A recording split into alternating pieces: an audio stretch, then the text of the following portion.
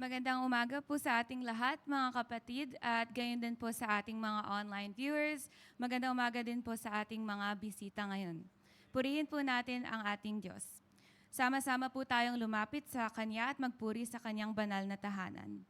Tayo po ay magsitayo bilang pagbibigay pugay sa ating Amang Banal. Manalangin po tayo.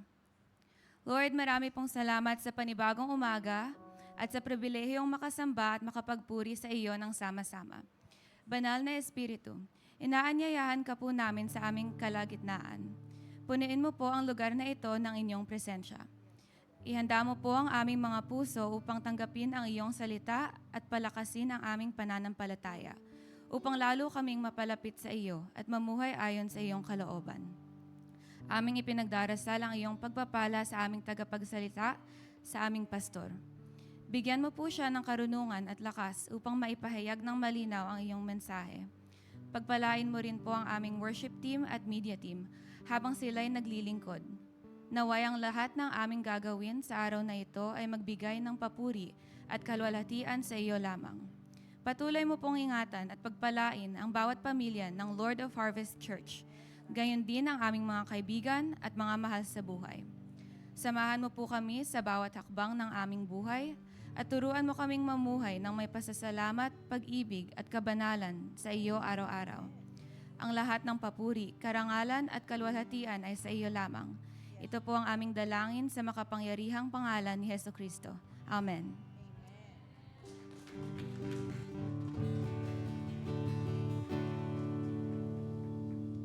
Amen. Hallelujah, church. Are we ready to worship the Lord this morning? Amen. Hallelujah. Let's worship. We can clap our hands.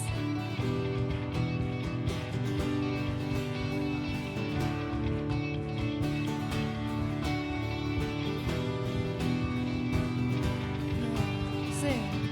Ooh, oh, oh. Ooh, oh, oh, oh. Oh, oh. Ooh, oh, oh, oh. Oh, oh. Ooh, oh, oh, oh. Oh, oh. Sing araw-araw. Araw-araw kasiyahan, araw-araw kagalakan, araw-araw, oh Diyos, araw-araw, oh Diyos, araw-araw sasamahan, araw-araw di iiwan, araw-araw, oh Diyos, araw-araw, oh Diyos. Ano mang maging panahon, ano mang pagkakataon, ano mang maging sitwasyon, ika'y pupurihin, ikaw at ikaw pa rin. Oh, oh, oh, oh, oh, oh, oh, oh,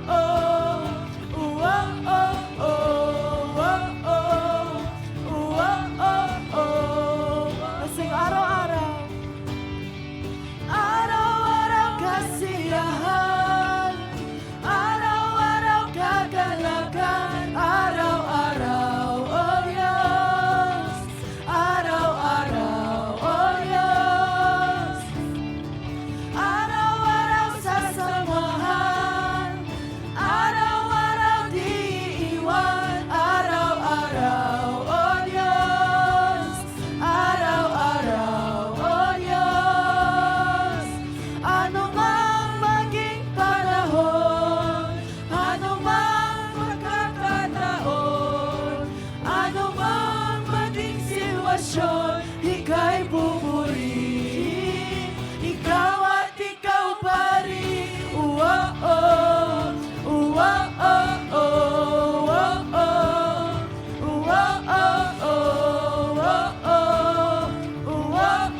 oh, Amen, church. Sing araw-araw.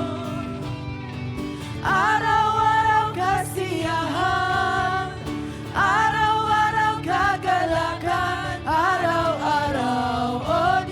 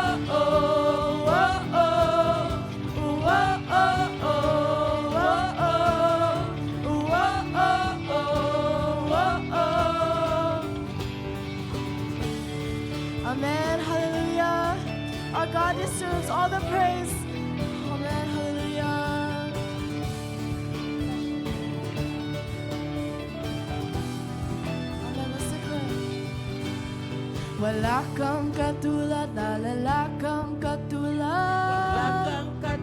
Lalala kang katulad. Wala kang katulad, lalala kang katulad. Wala kang katulad, lalala kang Sing wala. katulad. Wala kang katulad, lalala kang katulad. Wala kang katulad, lalala kang katulad. Wala kang katulad, lalala kang katulad. Wala kang katulad, lalala kang katulad. Wala kang katulad, lalala kang katulad. Wala kang katulad, lalala kang katulad. Wala kang katulad, lalala kang Wala kang katulad. katulad, Amen, lalala let's sing wala. kang katulad. Wala kang katulad, lalala kang Wala kang katulad.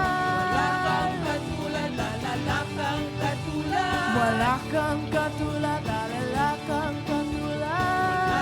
katulad, lalala kang katulad. Ano mang maging panahon, ano mang pagkakataon, ano mang maging sitwasyon, ika'y pupurihin. Ano mang maging panahon, ano mang pagkakataon, ano mang maging sitwasyon, ika'y pupurihin. Ikaw at ikaw pa rin. Oh, oh, oh, oh, oh, oh, oh, oh, oh, oh,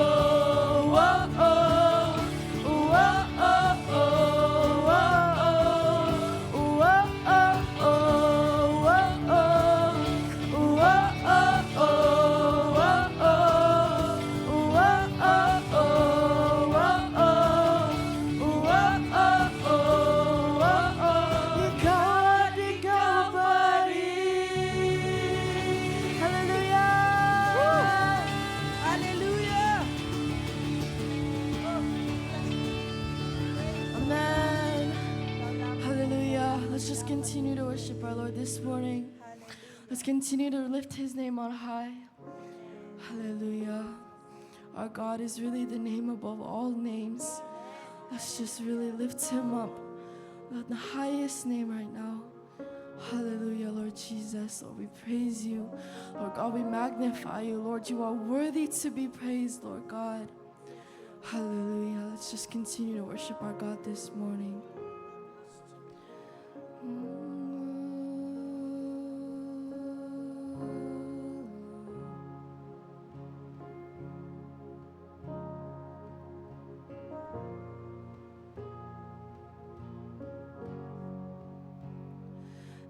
Dakilang malikha,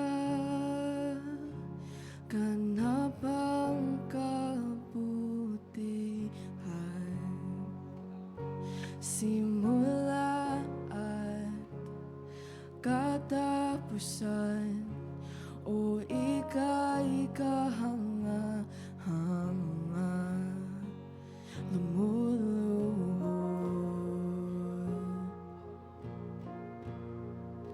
Nagpupuri.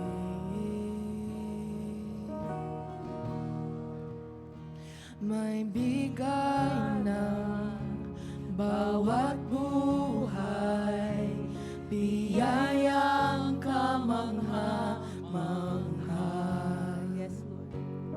Sa'yo kapangyarihan, kalangit ay umaabaw,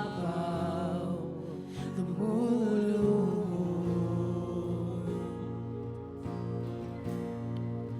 nagpupuri.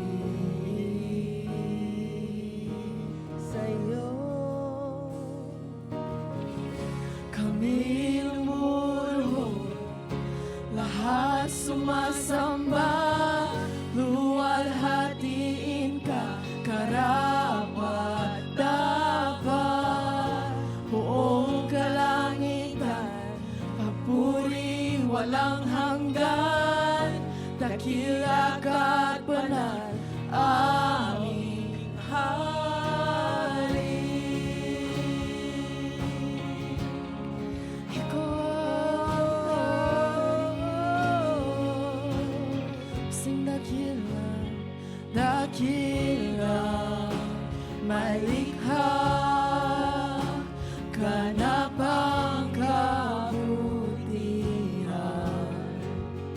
Simula at katapusan, o ika'y kahanga-hanga, lumuluhod,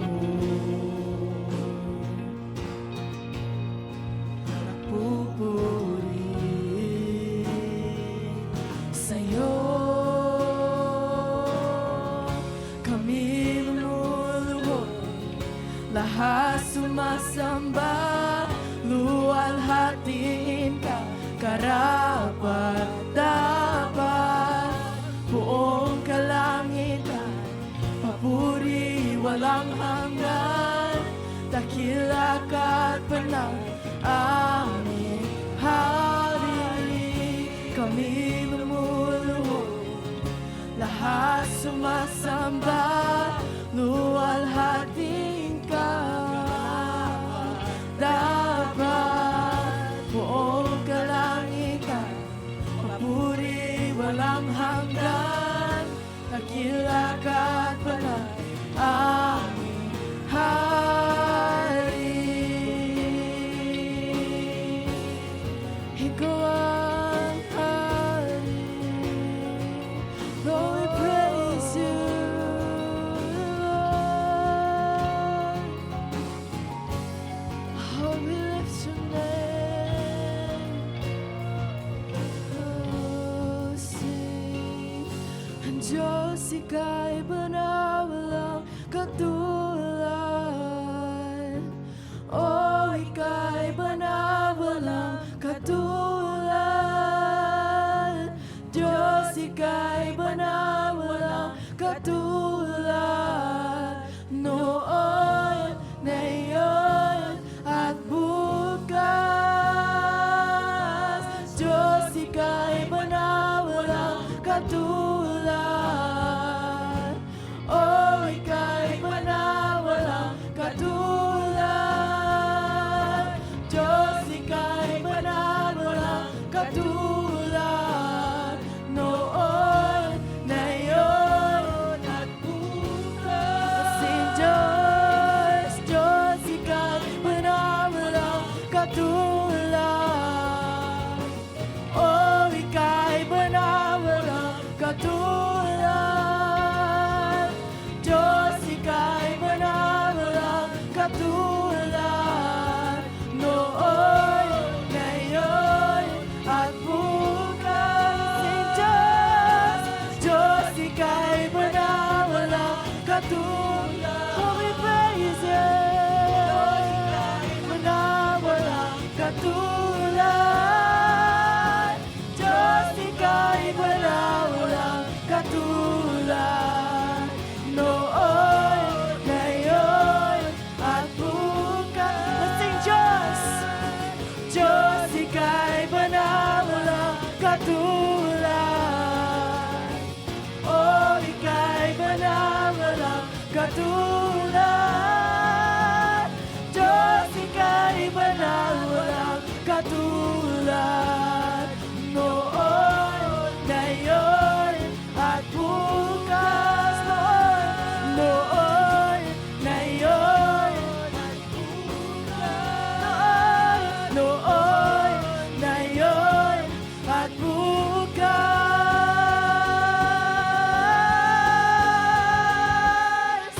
Kami lumuluhod, lahat sumasamba, luwalhatiin ka, dapat, papuri walang hanggan, dakila ka't panay aming hari. Kami lumuluhod, lahat sumasamba, luwalhatiin ka, karapat dapat, buong kalangitan, papuri walang hanggan, dakila ka't panay aming hari. Diyos, ika'y banal, walang katulad.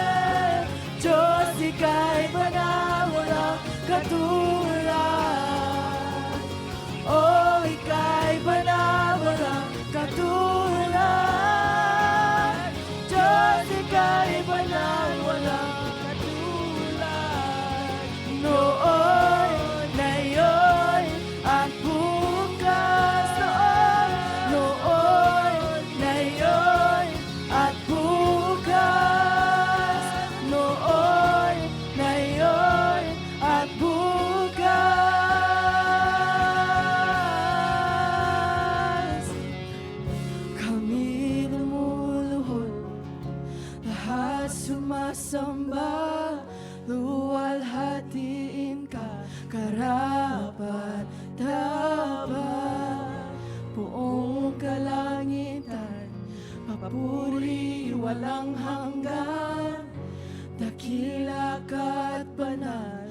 Amen. Let's sing that again. Kami lumuluhod, lahat sumasamba, luwalhatiin ka, karapat dapat. Buong kalangitan, papuri walang hanggan, dakila ka at banal. Aming Hari.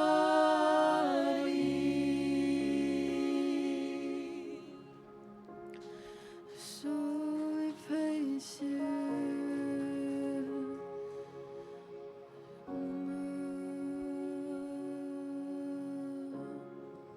Sabi po ng mga awit,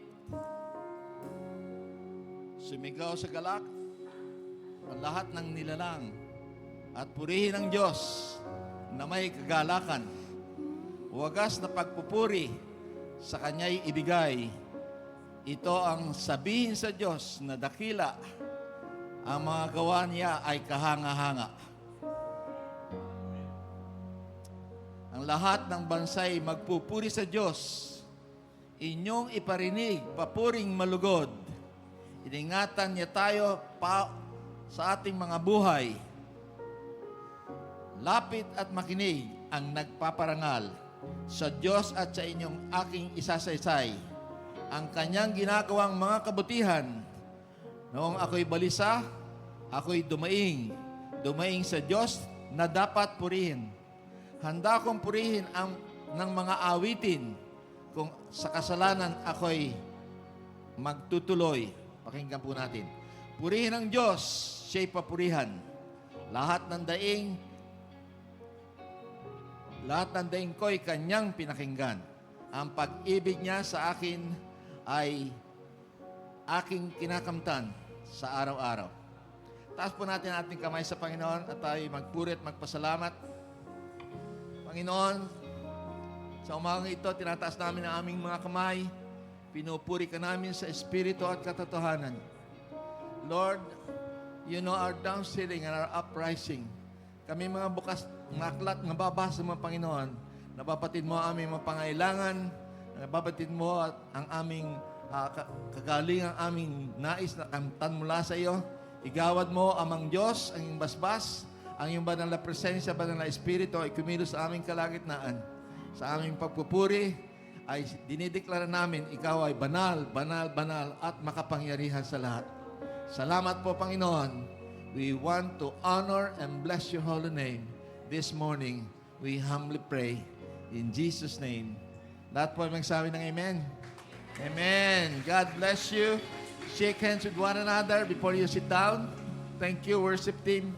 Thank you.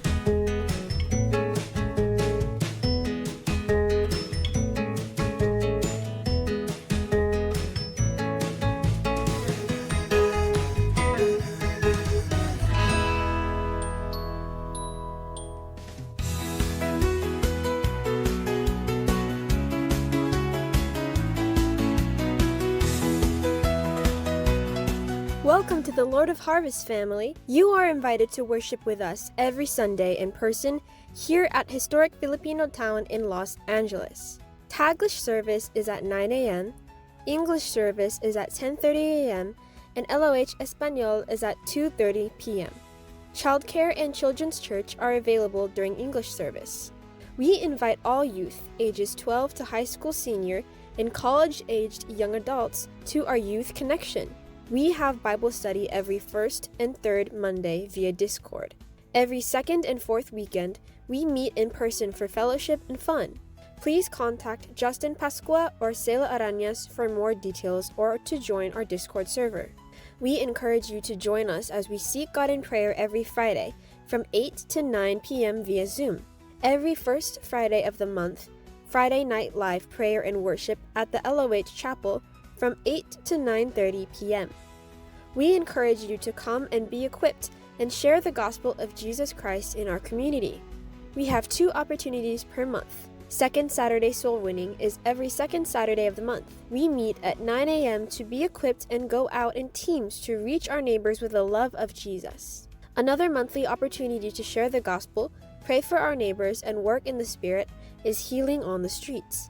This is every 4th Saturday of the month. Meet at 9 a.m., then carpool to a nearby location. Contact Sister Tess Cavallo for more details on Healing on the Streets. Our live stream is available via YouTube and Facebook under Lord of Harvest LA. Don't forget to hit like, share, and subscribe. Please visit our website at lordofharvest.org for more information. Magandang umaga po sa inyong lahat, mga kapatid. Narito na po tayo sa pinakamagandang bahagi ng ating lingguhang pagsamba sa Panginoon, ang ating pagbibigay, ang ating tithes and offering. Basahin po natin sa Malakay, chapter 3, verse 10. Sabi po sa Bible, ibigay ninyong buong-buo ang inyong ikapu upang matugunan ang pangangailangan ng aking templo. Subukan ninyong gawin ito kung hindi ko buksan ang mga durungawan ng langit at ibuhos sa inyo ang masaganang pagpapala. Amen. Mga kapatid, ang pagsunod po sa Panginoon ay ang pinakamataas na uri ng ating pananampalataya. Obedience po. Alam po nating lahat-lahat ng ating mga pagpapala ay galing sa Panginoon. Unang-una po ang ating buhay at lakas. Hayaan niyo pong i-share ko ang maliit na bahagi ng aking buhay, ang aking pong testimony. Nung ako po'y dumating dito sa Los Angeles, California, medyo bata-bata pa po ako. Kaya ang trabaho ko po ay doble. 2 po ang aking trabaho. Ako po ay nakapagpundar ng hulugan na property sa Tagaytay. Tapos po, pagdating 4 years ago na ibenta ko po ito at natupad po ang aking pangarap na magpatayo ng maliit na church at isang pastoral house sa San Jose del Monte, Bulacan. Lahat-lahat po ay itinalaga ko sa Panginoon dahil sa Kanya naman po galing lahat ang mga bagay na ito eh. Ako, binigyan niya ng buhay at lakas makarating dito, kaya binigay ko pong lahat. Kaya sa akin pong paglilingkod sa Panginoon ay nagkaroon po ng katuparan ang lahat kong pangarap. At sa ngayon po, ang Lord of Harvest, San Jose del Monte, Bulacan, ay Kanyang pinagpapala. Kaya naman po, maraming nagbabalik loob at nagsishare kami ng gospel sa mga tao roon sa dakong ito. Ako po, sa edad kong 80, last April, ay malakas pa rin po ako. Nare-receive ko po ang blessing ng Panginoon. Pati po lahat ng aking mga mahal sa buhay, pinagpapala rin po, mga kapatid. Alam po ng Diyos ang laman ng aking puso. Mga kapatid, ito po ay calling ko. Kaya natupad po sa awa at tulong ng Panginoon. Gusto ko lang pong bigyan ng importansya na pagtalagahan po nating lahat ang magbahagi ng ating biyaya sa Panginoon dahil ito po, siya rin po ang nagbibigay. Kaya pagtalagahan po natin ito. Tayo po ay manalangin, mga kapatid. Amang banal, maraming salamat po sa lahat ng pagpapala mo. Sana po, Ama, mapagtalagahan namin itong aming pagbibigay sa iyo, Ama. Basbasan mo po ang bawat isa sa amin, Ama. Patuloy po kaming makasumpong ng biyayang nagmumula sa iyo, Ama. upang kami po ay makapagbahagi ng aming tungkulin. Panginoon, thank you for all the blessings. Salamat po, Ama. Patuloy mo po kaming basbasan. Patuloy mo po kaming ingatan, Ama. At ang lahat ng ito'y aming hinihiling sa pangalan ng Ama, ng Anak, at ng Espiritu Santo. Amen.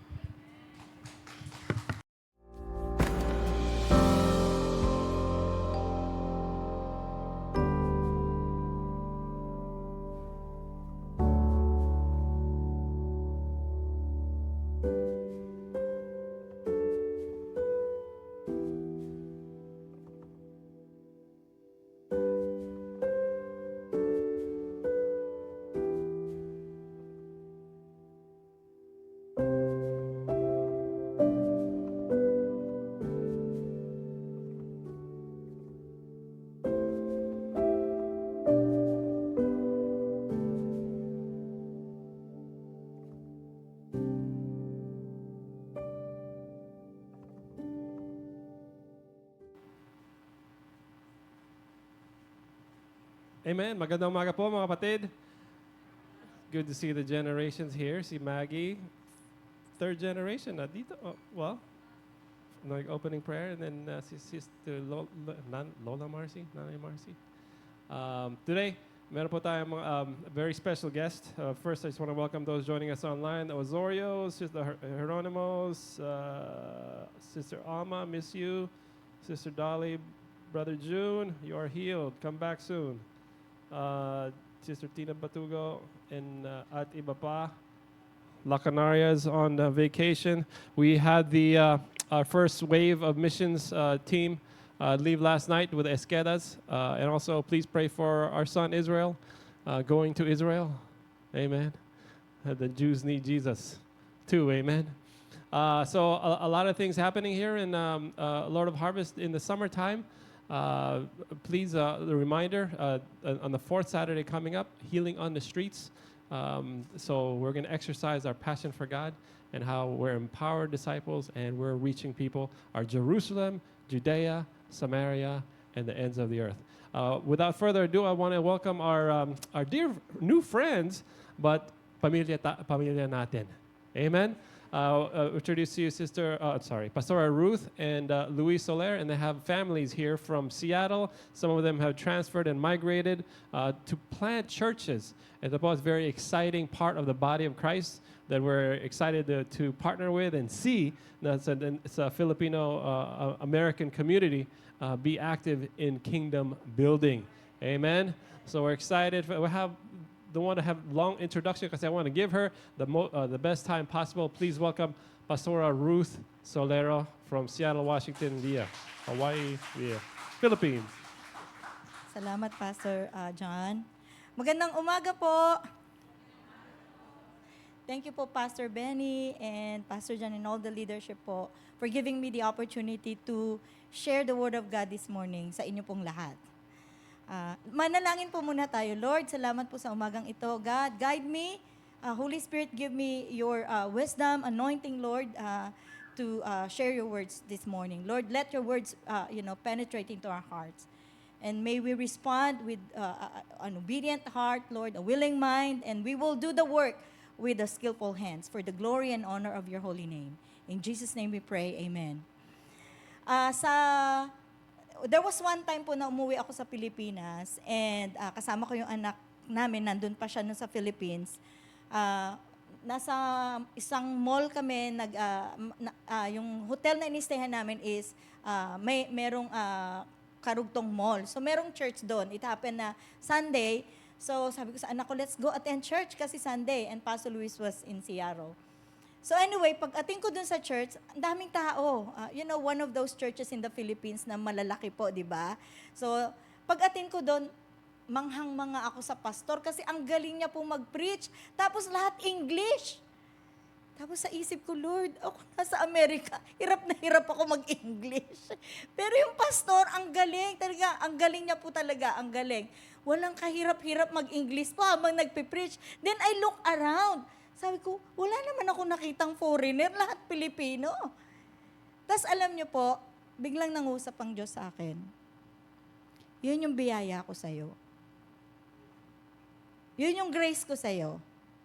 Na may mga tao na mas mahusay sa'yo, pero ikaw, binigyan kita ng pagkakataon na pumunta sa Amerika at magpastor at magplant ng simbahan.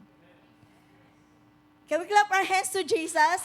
Hindi ba naisip nyo yun na, di ba, parang, Lord, ako, I don't deserve this blessing, pero binigay mo sa akin.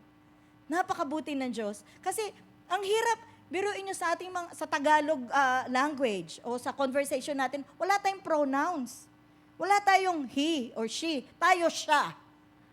Di ba? So, lalaki o babae yon siya, di ba? Kaya minsan pa nagsasalita tayo sa English, siya, he, ay she pala yun. Kasi nasanay tayo, wala tayong pronouns, di ba? Nasa Tagalog language or dialect. So anyway, kaya I believe na lahat tayo, ito yung panalangin natin, Lord, I don't deserve all of these blessings po, di po ba?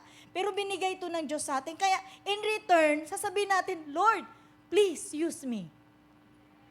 Amen? That's the title of the message. I'm going to share sa ating lahat umaga. Lord, use me. Kasi marami tao dito sa Amerika na ang nakakalaman ko, pati pastor. Sa Pilipinas, nagpapasama sila, pero dumating sa Amerika, ayaw na pastor. Kasi parang magkakaroon ng opportunities para ating mga buhay. Pero hindi namin kalimutan na ang pagpapala o pagpapala ng akibat at kabuluhan ay galing sa Diyos. Kaya iba dumating sa Amerika, nasa Pilipinas, ang ganda-ganda ng buhay ng pamilya, pagdating dito, bilaw ang nawaksa. Kasi nakalimutan na maglingkod sa Diyos. So, Lord, use me. There are many individuals in the Bible na alam ko na hanahan natin. Pero merong isang character sa Bible na isa sa hinahangaan ko. Siya ay naging judge sa Israel. Let's read Judges chapter 3, verse 1. Actually, this is his name was mentioned only 2 times in the entire Bible.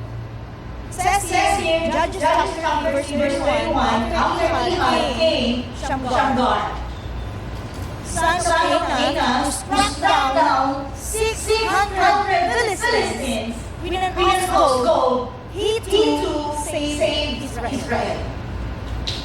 How? Kasi marami mga saved. David, Daniel, Samson, pero itong tao na to, one of the judges, kasi wala nang siksi. Because yung mga Israelita, wala nang pagkakawala sa Diyos. So wala silang judges na lang. So si Shamgar, nung time na judge siya, talagang mahirap maglagay sa mga Israelita. They can't even use a weapon. Kasi lahat ginawa ng mga Philistines. So sa kanya, sabi dito, he struck down 600 Philistines with an ox gold. Ibig sabihin, ito po actually hindi ito yung sword na pang-warrior. Hindi ito yung ginagamit sa pag-aalaga ng mga hayop o pagbubukal ng lupa. Kasi kahoy, tapos sa dulo meron na siyang pointed metal. So hindi talaga, you can look at it at pagkagawa nito as a judge to defend himself and his people. Have you come to a point sa buhay natin minsan na parang wala nang talaga akong kakayahan? Wala akong magagawa Panginoon. Here's the big idea today. An ordinary person can accomplish extraordinary undertaking by the power of the Holy Spirit. Amen po? Sa kapangyarihan ng banal na Espiritu Santo, kahit ating natin sasabihin natin na wala tayong kakayanan, pero pwede kang gawin ng Panginoon. Basta sabihin mo, make yourself available. Say, Lord, use me. Sabihin mo nga po sa katabi mo, prayer ko yan, gamitin ako. Kahit ang estado ng buhay natin, panalangin pa rin natin na habang humihingi tayo, gamitin tayo ng Panginoon. Amen po ba? Now, here's the critical lesson po sa life ni Shamgar that we can learn from. Number one,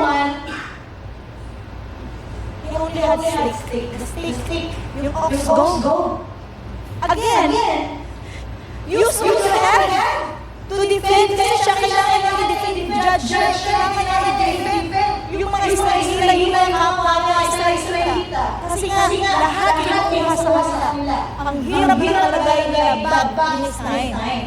Ang meron lang siya stick, ano yung matitipin yung pamilya niya o yung kanyang mga kalahi with a simple stick, wood, and then maliit na bakal, metal na pointed sa dulo.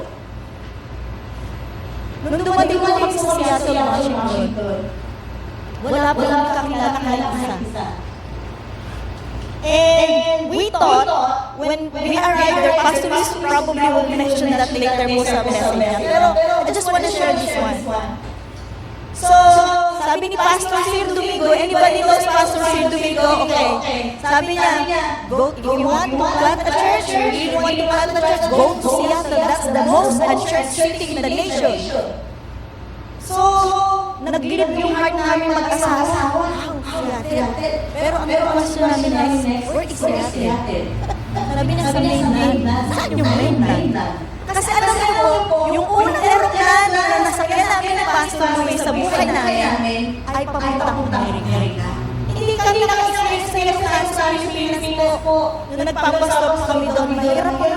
Since Pastor Ben, you probably understand this, mahirap po yung pastor sa Pilipinas. Ano po? Kung hindi ka by feet. Eh, di ba, lalakad ka eh. So anyway, nung dumating kami sa Seattle po, sabi niya, meron daw Filipino group. Now we can start plant the church. Kami naman po talaga, by faith kami, napanataya kami. Naniwala kami sa sinabi ng Pastor Sir. Tinulungan niya kami makalipat sa Washington State. Pero pagdating namin doon, wala na po yung Filipino group. Nabisa-bisa sila. Meron na sila sa kanya-kanya simbahan. So, sabi namin ni Pastor, kami dalawa na tinginan, iniiyak kami, paano to? Ang pera na po namin $200. Wala kami credit card, wala kami, wala kami trabaho. Buti na lang, may member si Pastor Sir Domingo na nag-move ahead of us 2 months ago. Bago kami nag-fly doon kami tumira sa basement. Sa inyo po na hindi ka nakapunta sa Seattle, Washington, malamig po dito na nag-ulan. So napakalaking po. Sa basement, wala mo insulation, it's too cold. Wala rin restroom. Buti na lang, sanay kami mag-asawa sa hirap. Kaya kahit sa kami dali, kaya, katulong ng Diyos. Amen?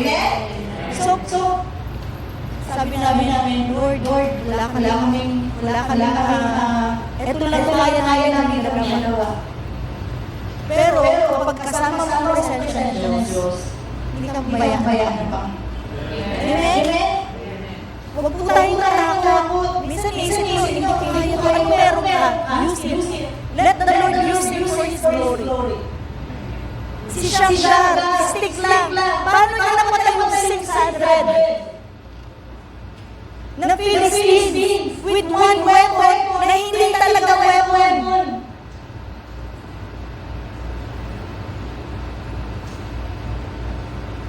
Use what you have. So yung kaming dalawa, at saka si Lord, ngayon po pag sinabi mo Hope of the City, hindi lang Luis and Solero, maraming pangalan na part ng Hope of the City. Tama po ba ako? Tama ba ito nandito mga taga-Seattle namin campus?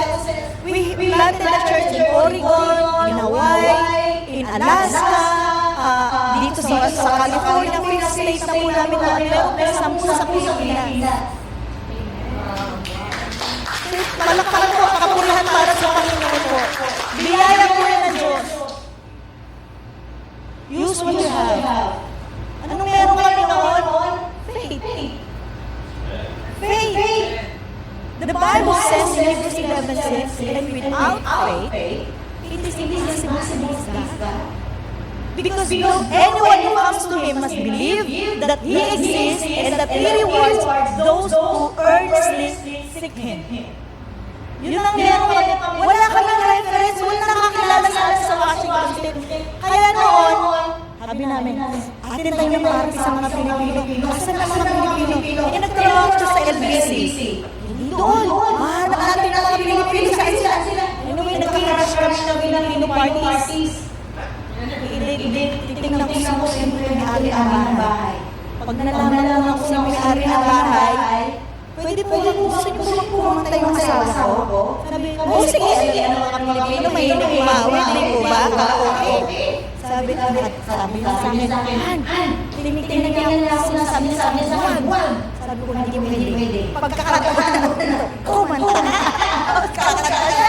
Hindi pag kumanta na siya, wow, sino kayo? Pastor po kami. Oh, saan na church niyo? Wala pa po. That's how we started po. Gamitin mo yung boses mo. Kung ano use it for the Lord. Let the Lord use you for His glory and honor. Huwag niyo sabihin sa tanda na ako, sobrang bata ako, wala ko lang education. Para tayo sinabi natin na skills, diba? Kung ano meron ka, hindi yun ang mahalaga. Ang mahalaga kung sino ang nasa buhay mo. Siya ang mag-bless mo kung meron ka. Come on, bless Jesus! Faith. Kasi posible. Siguro, si Shamgar, God, this is the only one I have. But I believe, ito yung weapon na meron siya, pero yung faith na kay Lord. Amen? Marami sa atin hindi na-experience ng miracle kasi pagkakabakas natin, faith. Faith. It is impossible to please God without faith. You know, regardless of the size, amount, or form, Samson, according to Judges chapter 15, natalo niya ng kalaban dahil lang si Job. Hindi ba yun yung kanyang weapon? Marami siyang nadaig. Sino pa? Si David, si Lishad, si Goliath. Tama ba si Goliath ba natalo niya? Hindi po ba si Lishad? Bata pa siya noon. He was a teenager. Si Moses, sabi ng Diyos, okay, gamitin mo yung miracle. Ano ba? Yung boy sa Mark chapter 6, 2 isda at 5 tinapay. No, I got it. Si Nimba, anong meron siya? Bahay niya. Whatever you have, offer it to the Lord. In faith. Amen po? Kaya natin gamitin tayo ng Panginoon. Anong meron tayo na may saksi sa kanila ako naglilingkod kay Lord kung mayaman ako. Hindi yun mangyayari. Pastor, sa kanila ako nagbibigay. Kapag marami na akong pera, wala ka lang ng pera, hindi ka magbibigay. Hindi lalo pag marami ka ng pera. Hindi man lang ako nagpa-promise na gano'n. Naalala na kung meron akong kwento. Sabi ng pastor, sabi sa miyembro, pastor, panalangin mo po kung trabaho ko, business. Yung pastor na kasi si brother, napaka-faith kay Lord, hindi ka nanalangin. Ito na, bilis ng Panginoon. Ang naging business niya po, yung nag-aalaga siya ng mga ducks, mga pato. So, sunod-sunod na buwan, hindi na siya masyadong rest-rest. Bible study, medyo hindi na consistent. Pastor, pasensya na siya kasi dumadami-dami na iinit ko. Pero faithful naman siya, pinapadala ng tithes niya, pera niya sa church, kaya okay. Pero dumating yung time, wala, ayaw niya, hindi na siya nakikita sa church. Pastor, pasensya na po kayo kasi sobrang gating. Yung business ko malaki ang pasensya na siya, pero bibigay Panginoon ng profit po. Sabi niya, Lord, ako hindi umaangat. Sabi na, may boses daw po, diyan ka lang, wala mag-alaga sa itik mo. Sana hindi nangyari sa atin. Nakapag-dumating ng rapture, okay lang, lahat tayo angat. Amen? Amen po ba? Yes! Kaya kailangan yung pananampalataya natin, huwag tayo mag-excuse kay Lord. I only have stick. God can use it. Pakita ko sa inyo yung picture ng building natin sa Seattle. Ayan po yung aming by the grace of God. Alam niyo kung nabili namin yan, walang earnest money, walang down payment. So, Nag-start kami sa garage, house garage. Nag-move kami 12 times, name it. Hotel, elementary school, middle school, name it. Experience namin. Nang palit, warehouse, community center, lahat. Na-experience namin para lang mag-continue lumagulungan until 12 years ago. Nabili namin ang property na yan. Pero alam mo kung maliit lang po yan. It's a 3-story property beside Marriott Hotel and mga hotels at saka airport. 5 miles away from the airport po yan. Mahal po ang property doon, but by God's grace binigay sa amin ng Panginoon. Pero, binibenta na po namin ngayon.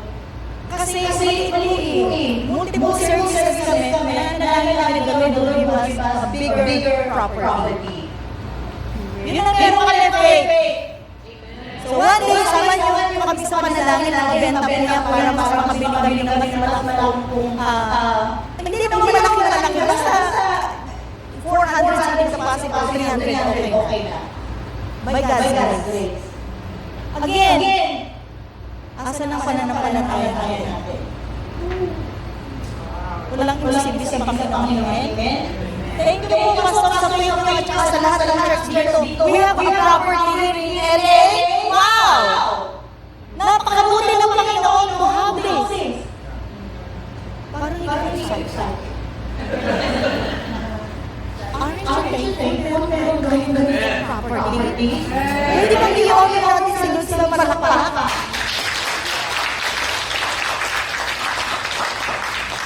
Napakabait ng Panginoon.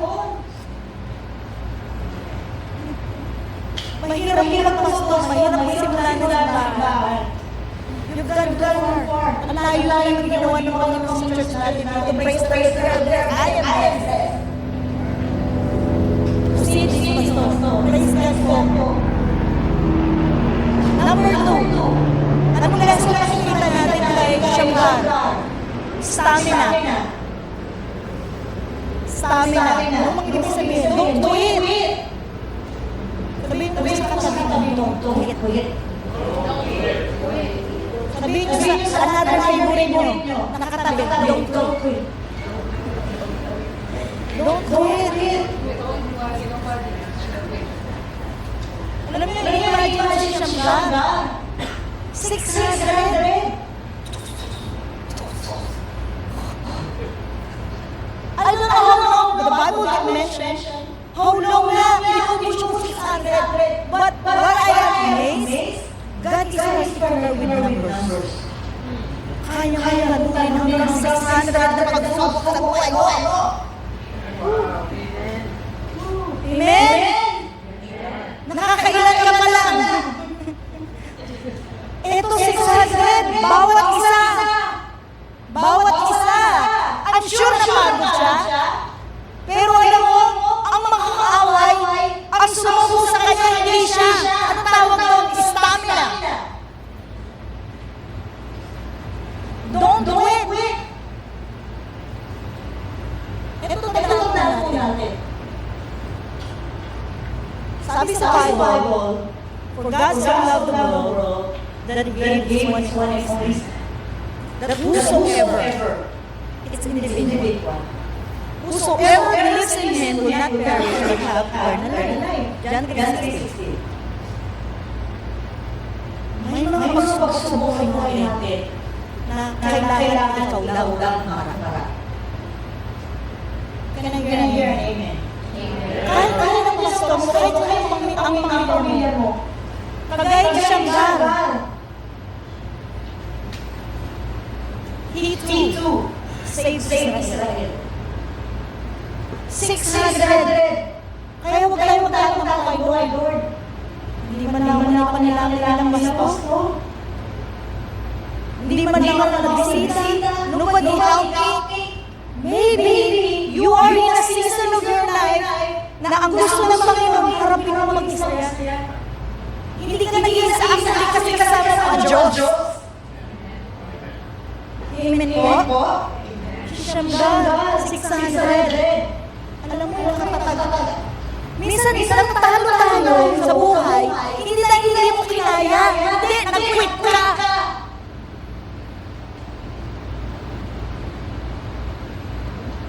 tayo quit kahit ano mangyari. Kasi ang Diyos hindi nag-quit sa buhay natin. Do not quit. Kahit hirap ka na, alam ng Diyos yun. Kahit pagod ka na, alam ng Diyos. Stamina means the physical and or mental strength to do something that might be difficult and will take a long time. I don't think napatay ka lahat in 1 hour. I don't know. Stamina means staying power, endurance, resistance, resilience, pag natulog ka, tayo na lang. Pag nadama ka, bangon lang. Amen? Kasi ang plano sa amin ng Diyos, pangako namin Diyos sa atin, we are more than conquerors through Christ Jesus. Hindi tayo talunan, wala tayo sa parado na talunan, nasa parado tayo na tagumpay. Sabi mo, ikaw yun.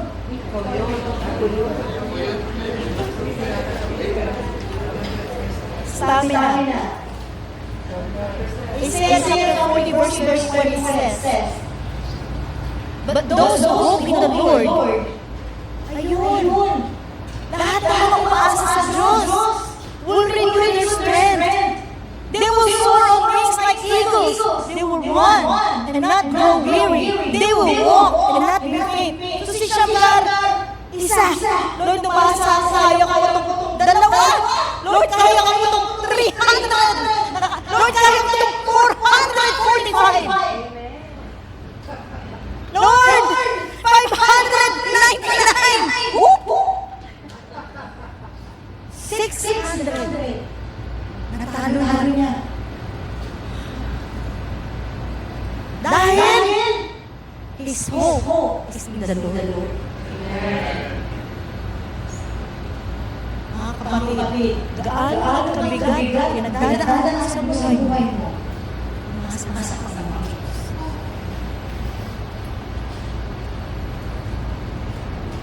God will renew your strength.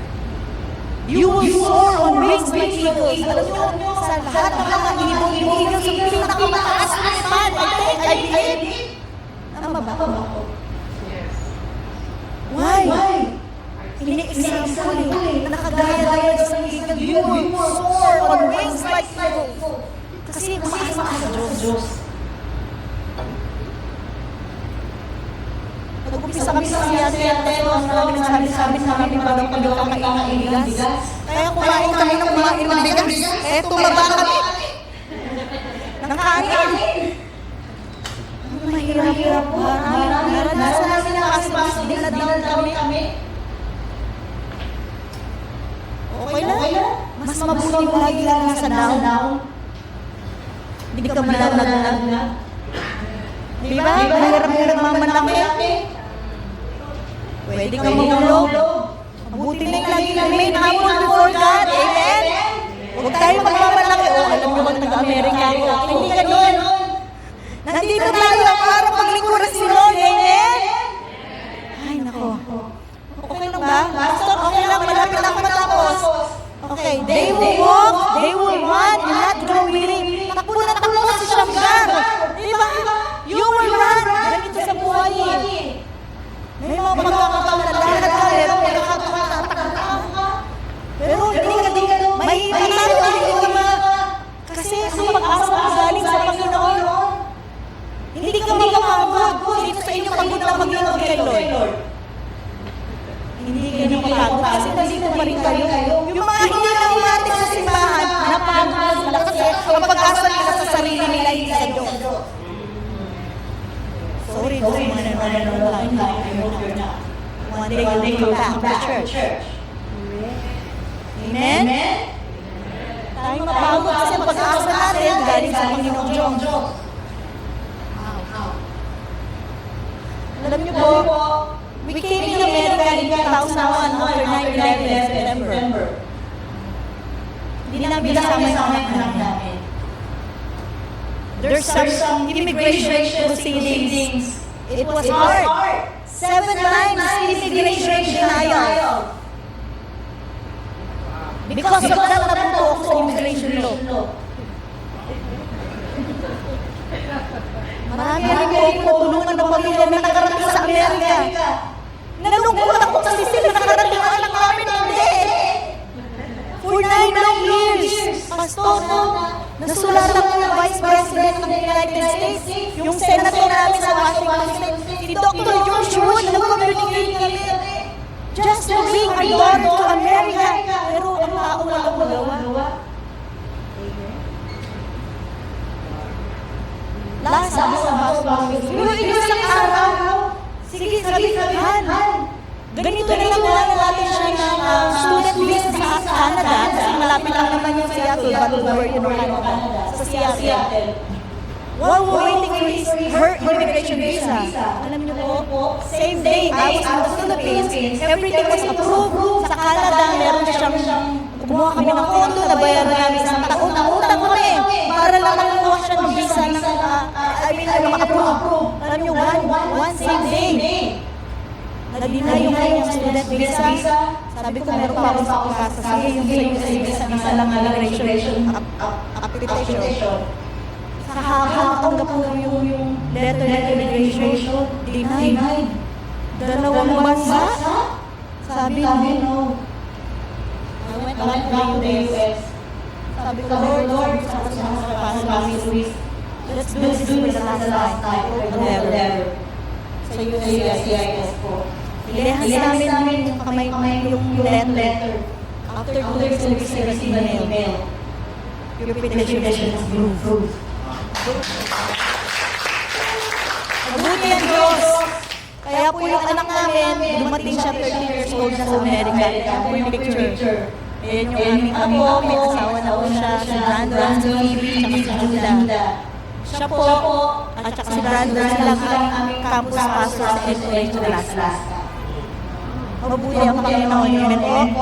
Sabi ng demonyo, hindi kayo makapunta sa Amerika. Hindi pwedeng kasi pagpaparat yan ng church. Amen? Ang Panginoon, sa Diyos tayo umaasa. Kaya sa inyo may problema sa immigration, huwag kayo mag-give up. Panalangin na lang kay Lord.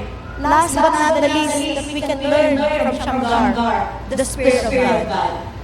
The Holy Spirit will empower you. Yes. The Holy Spirit will empower us to do the things that He has told us to do. No, Judges chapter 6, when the angel of the Lord appeared to Gideon, he said, "The Lord is with you, mighty warrior." Isa pang example si Gideon, ito yung pinayayang David. Wala akong kakayanan, pero hindi ganun nagtingin ng Diyos sa kanya. Huwag po natin nakakalimutan na ang Diyos tayo sa buhay natin.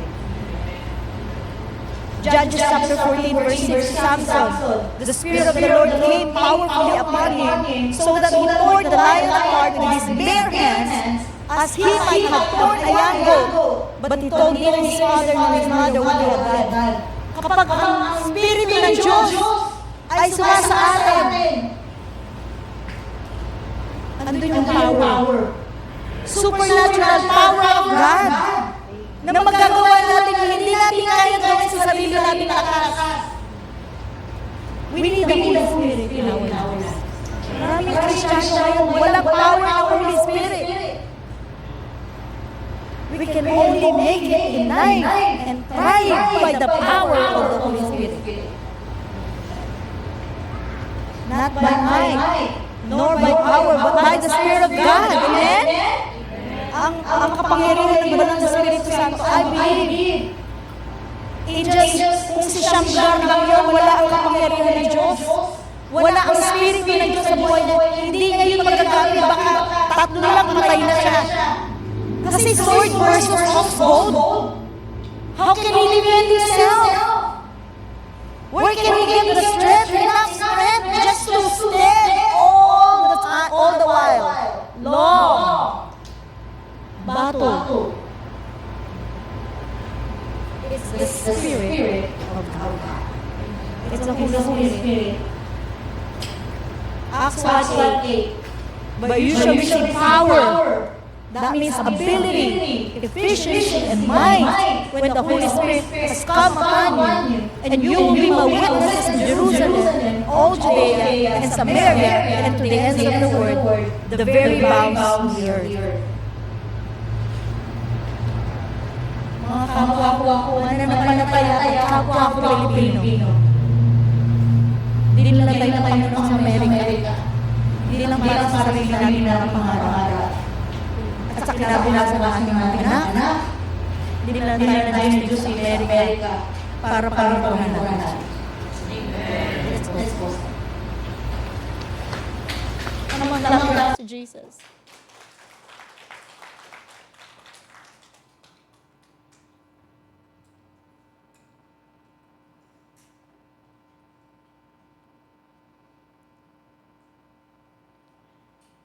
Wow. Thank you, Lord.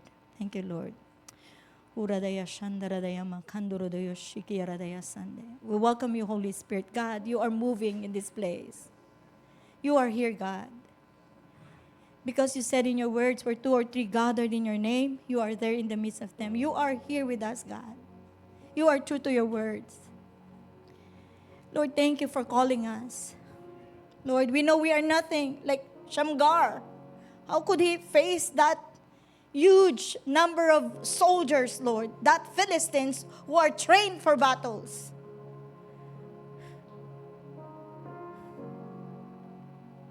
What he had, Lord, seemed nothing, Lord, compared to the weapons of his enemies, oh God. 1 ox goad versus 600 swords, God. It's impossible. But you are the God who said, lahat na nagtitiwala sa inyo kailanman ay hindi mapapahiya.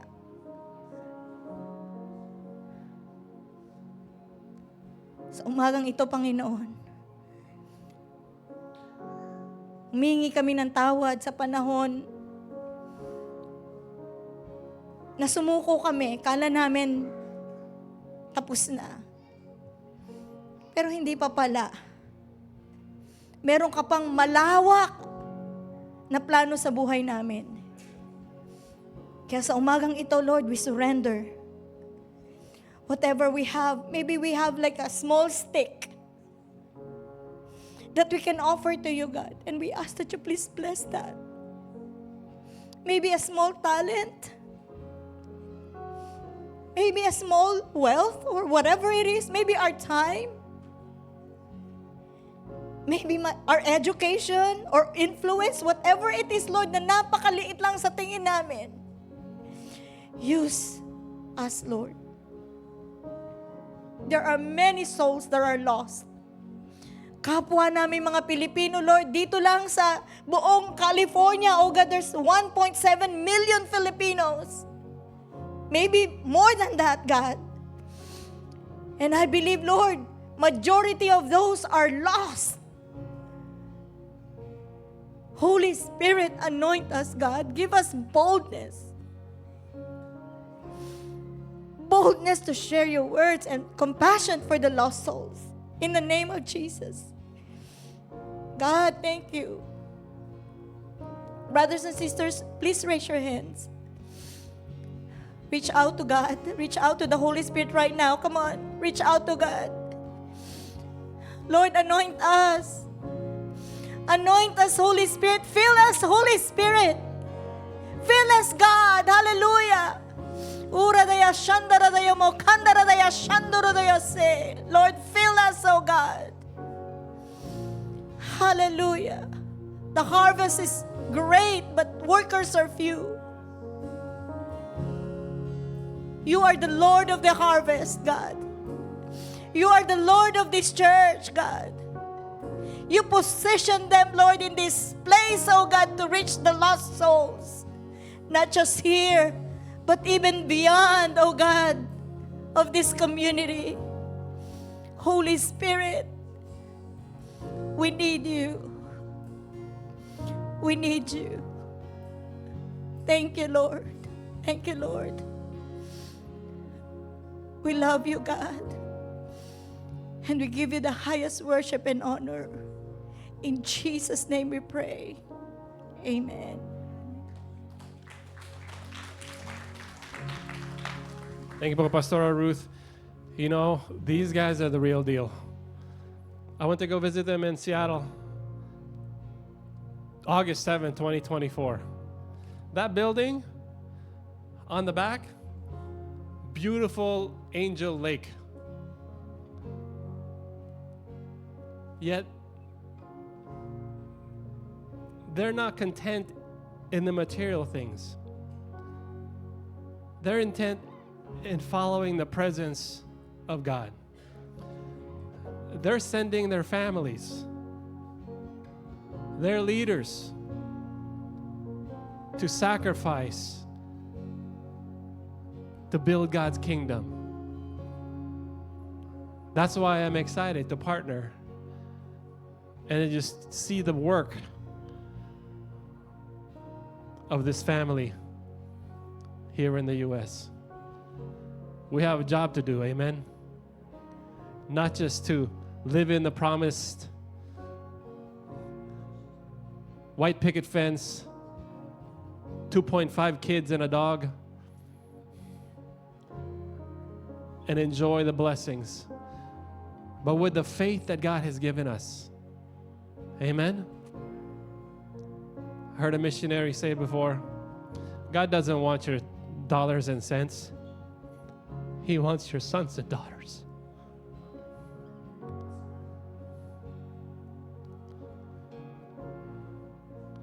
They have one daughter. Sent her to Alaska. I met her earlier this year at the network conference. I tell you, ladies and gentlemen, let's not go just after the blessings, but the blessor. Amen. He's going to bless you with the itik. He will. That hits home for us. But let's go after the blessor. His presence. Where he leads us, we will follow. Amen. In his presence, there is fullness of joy. Not just in the blessings, not just in the riches, not just in the property or the material things, but in the presence of the Lord.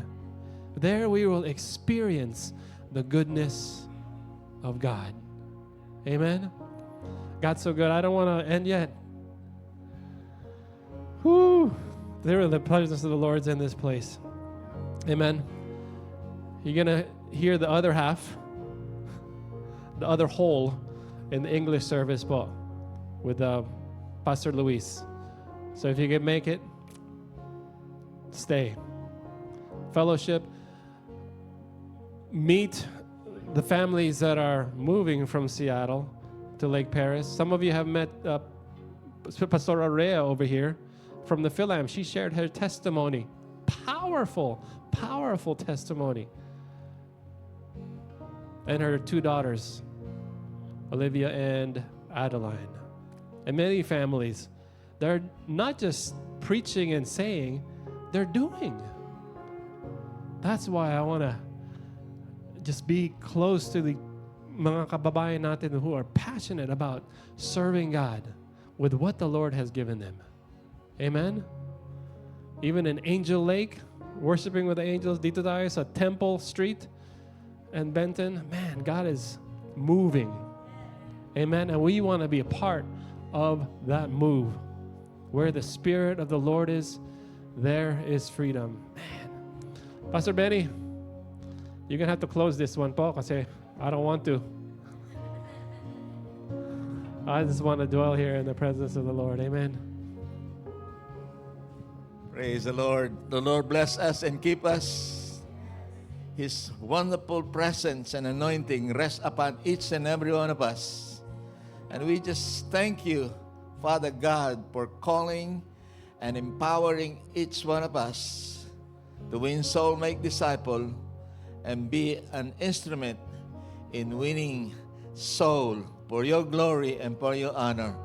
Meet us, all our needs, in the name of the Father, the Son, and the Holy Spirit. Amen. God bless you, everyone. Give the Lord a clap. Stick around, say hi to the Hope of the City Church family. Have some coffee, lugaw. God bless you.